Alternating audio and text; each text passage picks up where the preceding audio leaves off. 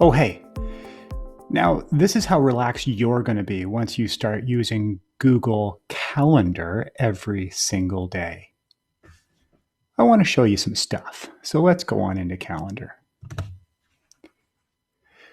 We're going to look at creating events in Google Calendar today, and I want to show you how to do 3 different types of events. The first is a simple event that has a date, obviously, maybe a start and end time.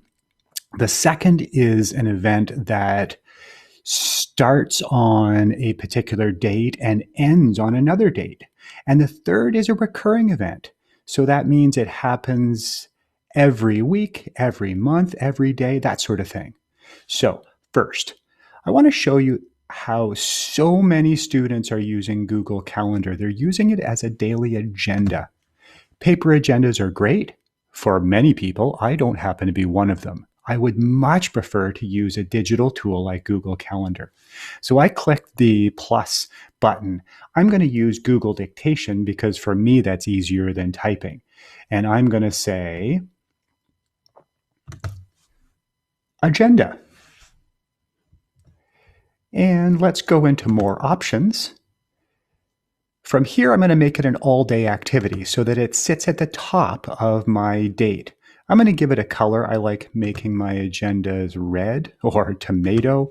And then down in the description section, I can add what I need to remember. So think of this as going to math class and your math teacher gives you homework that you need to remember. So let's write it down. Google Dictation. Page 366, questions 3 to 7. And click Save. And look at that, it shows up at the top of my date today on Friday. Let's say I then go to my next class, I can edit and add additional information. This is super, super helpful, and I can do this every single day. In language class, maybe I have to remember to read chapter 3 of our novel.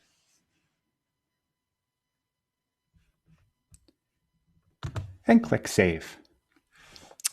So there's my agenda. You can add test dates. You can add when projects are due. You can add personal things like basketball tryouts and things like that.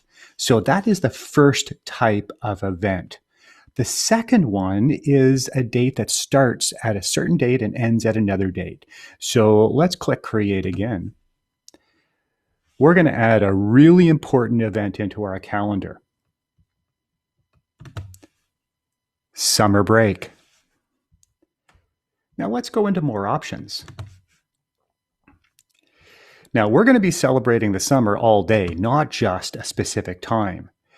And we're going to click the start date, and that is our last day of school, I think, is the 26th. We'll put that there for now. And the last day of summer is in August, or let's say the beginning of September. We're going to be going back to school on the 6th or the 7th. So there's our last day of the summer. And we're going to give this a color, I don't know, a summary color like banana. How about that? And we're going to click Save, and let's watch what happens. I want to go into my month view.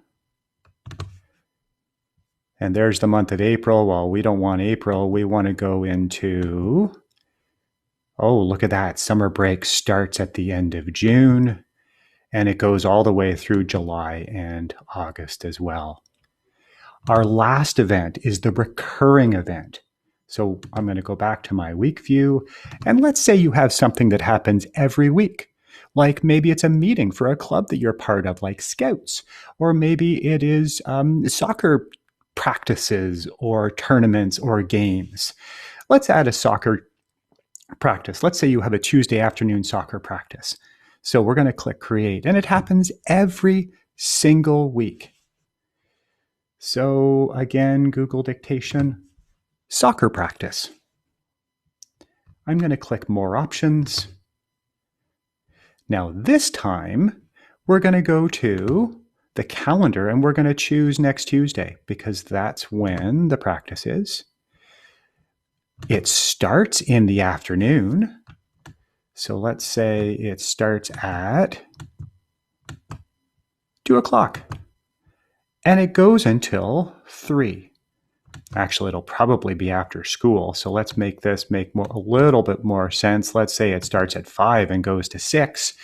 Now, notice where it says does not repeat. We're going to click the down arrow here. And we're not going to choose weekly on Tuesday because that will make it go till the end of time. Instead, we're going to go to custom. And look how it says repeat every 1 week. And it ends on, we're going to give it a date. So let's click and say that it ends at the end of August. And we're going to click done. Now look, it starts on the 21st of April from 5 till 6 p.m. and it goes weekly on Tuesday until the end of August. Oh, I should also give it another color. How about we'll make it soccer blue or blueberry, and I'm going to click save and watch what happens. I don't see it here, but tomorrow I see my soccer practice. Let's go to month view and we're going to see all of the soccer practices every single week. Look at that on the 21st and the 28th. I'm going to go to May and see them every single week until the end of August.